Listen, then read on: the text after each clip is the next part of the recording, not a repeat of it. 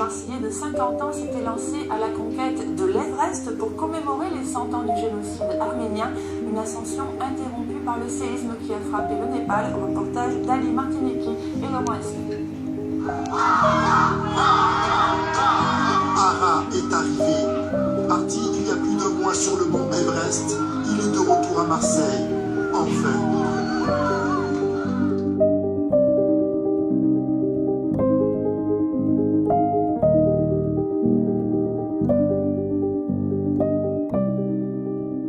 Je m'appelle Arakat Chedourian, je suis né au Liban, j'ai 52 ans. J'exerce le métier de bijoutier pendant 20 ans, de 20 jusqu'à 40 ans. J'ai travaillé 7 jours sur 7, 16 heures par jour. J'étais sportif quand j'étais un peu plus jeune et quand je suis arrivé en France à l'âge de 19 ans, j'ai travaillé et je n'avais pas le temps de faire du sport. Et à 40 ans, c'est mon ami d'enfance du Liban qui m'a appelé pour me dire « Viens en vacances et amène tes baskets avec toi, je prépare le marathon du Liban ». Et je suis allé au Liban, je me suis entraîné avec lui. Après, je suis rentré en France. Je me suis entraîné pour retourner courir le marathon du Liban. Et ensuite, j'étais dans un club de course à pied à Marseille.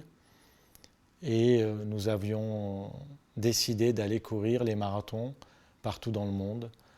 Alors, j'avais couru le marathon de Marrakech, le marathon de Barcelone, le marathon de Paris. Et je suis allé à Chamonix pour m'entraîner pour le Diagonale des Fous.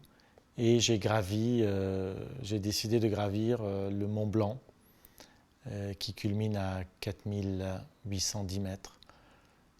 Et quand je me suis retrouvé au sommet du Mont Blanc, à 6h30 du matin, lever du soleil, j'ai une révélation. L'envie m'est venue de gravir tous les ans un sommet de plus en plus haut pour un jour pouvoir gravir le plus haut sommet, l'Everest, à 8848 mètres.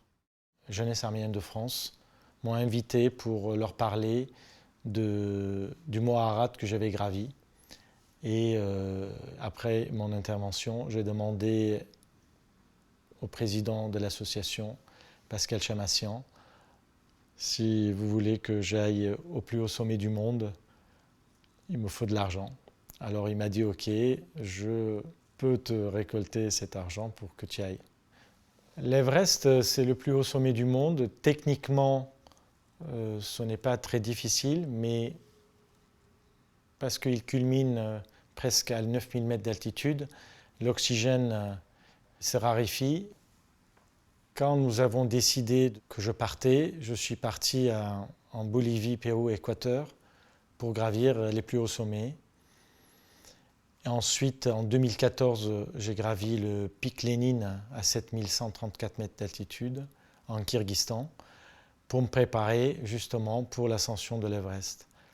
Ensuite, tous les matins, c'est 3 heures d'entraînement, natation, course à pied, vélo. Et les week-ends, c'est 6 heures d'entraînement également, en mettant les bouchées doubles. 2 heures de natation, 2 heures de vélo et 2 heures de course à pied. Et ensuite, la marche la nuit, je marchais dans les rues de Marseille, à Notre-Dame-de-la-Garde, avec un sac à dos de 20 kg, avec des poids aux pieds, en entraînement pour préparer l'ascension de l'Everest.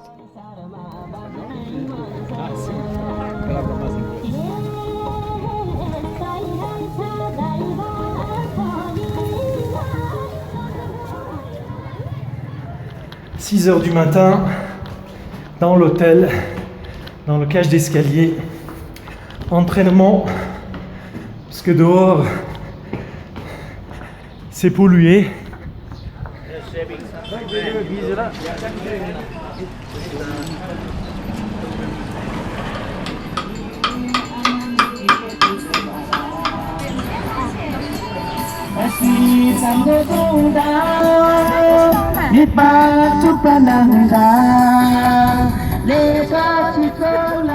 Préparatifs avant le départ, tout le matériel qui vont partir au camp de base.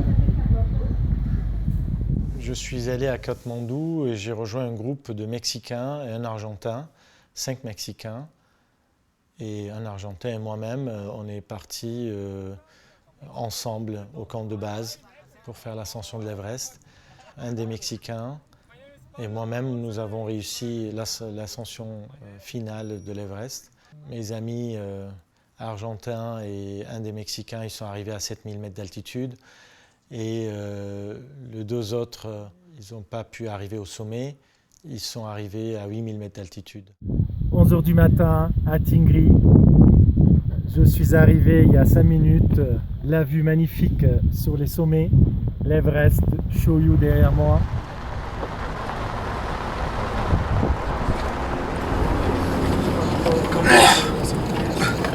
En route vers le camp de base de l'Everest. Tout va bien.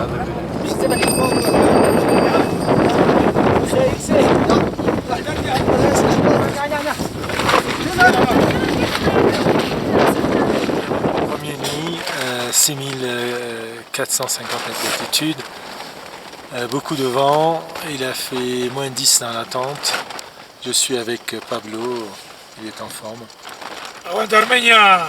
Saludos a las chicas Armenia!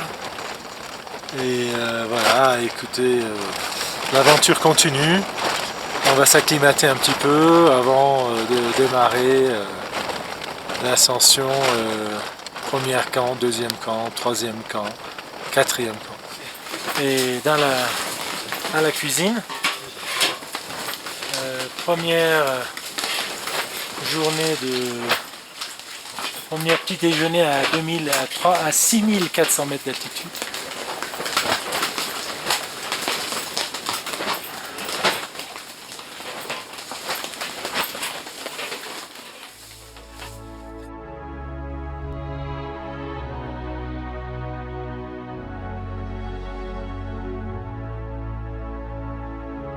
On est arrivé à 6008. On va gravir cette paroi en face.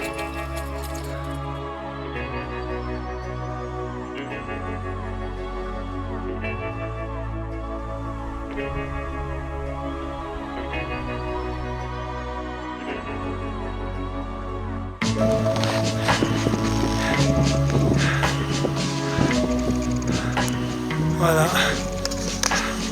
Ciao tout le monde. 9 h du matin. Ça nous a pris 12 heures.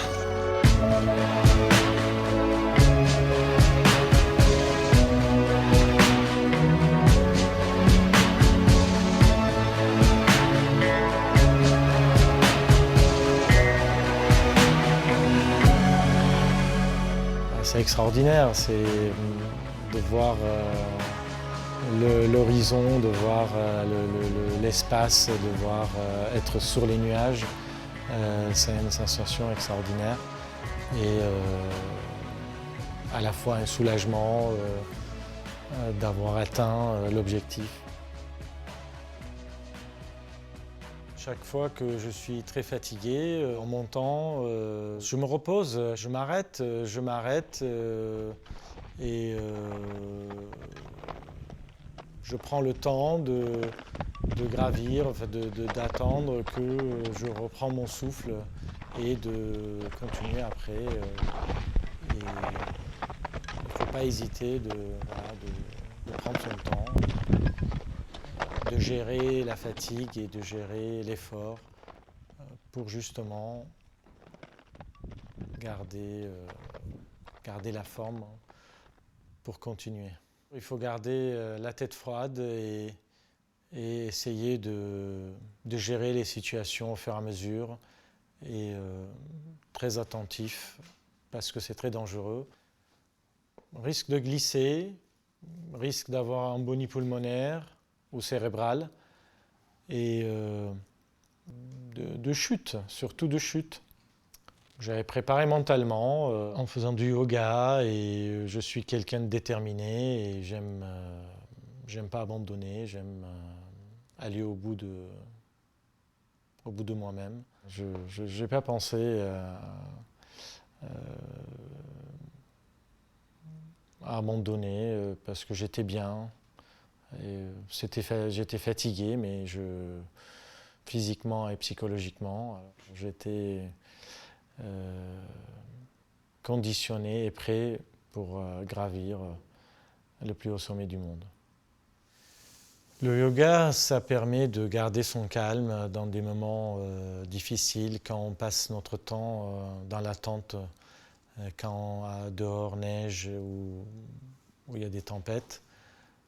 On peut méditer et garder son calme pendant ce passage, parce que ça arrive que pendant 12 heures ou 15 heures de rester dans la tente. 10 mai, 11h30. Il neige dehors, alors ça fait le 3e jour que je devais partir au camp 1 à 7200 mètres d'altitude. Du coup, voilà, on patiente. Rafale de vent. Il est 1h du matin.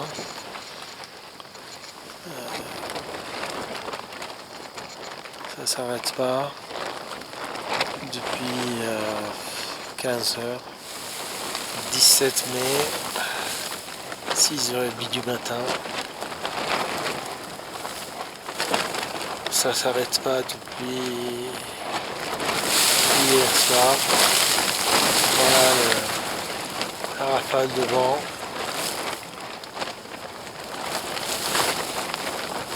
On se sent dans une machine à laver. J'y pense pas à la mort, parce que si on pense à la mort, on ne fait pas. Alors, je ne sais pas, je suis confiant et je pars sans penser à la mort, parce que sinon on ne gravit pas. Enfin, on ne part pas faire une ascension en pensant à la mort. La peur empêche d'avancer, empêche de se dépasser.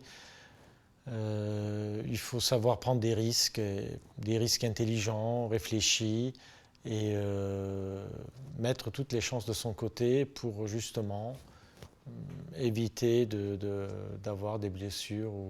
Je ne sais pas si c'est une question de chance ou c'est une question d'imprudence ou si c'est une question de risque. Moi, je pense que c'est une question de chance. Alors, j'y pense pas à la mort. Pour moi, c'est nécessaire de relever des défis et de pousser toujours plus loin. Et aujourd'hui, j'aimerais transmettre ça aux jeunes pour que eux aussi, qu'ils puissent se dépasser. Alors aller dans les écoles pour leur parler d'alpinisme, associer devoir et dépassement de soi. Pendant mon ascension, j'ai envoyé des messages à une amie où j'expliquais où je me trouvais et dans quelle situation j'étais, s'il y avait de tempête ou il neigeait, ou il y avait du vent. Et mon ami mettait sur les réseaux sociaux tous les jours ce que j'arrivais à envoyer quand j'avais réseau internet, ça veut dire au camp de base. Après, mon ami mexicain, il avait une modem par satellite. Là, j'arrivais aussi à envoyer à 6400 mètres d'altitude des nouvelles, des photos. À ma famille, à mes amis, à Marseille et dans le monde, au Liban, aux États-Unis, en Arménie. Je suis au pied de l'Everest. À 20h ce soir, un départ pour atteindre, si tout va bien, le sommet de l'Everest. Et voilà, je suis sous oxygène. C'est à 8300 mètres d'altitude à grimper. C'est pas évident. Voilà, tout va bien. J'espère que demain, tout se passera bien. Il y aura du beau temps. Et il y a 12 heures à peu près de marche. Ça m'encourageait de savoir que dans le monde entier, en Argentine, en Arménie, au Liban, en France, aux États-Unis. Des gens suivaient mon ascension et ça me donnait de force.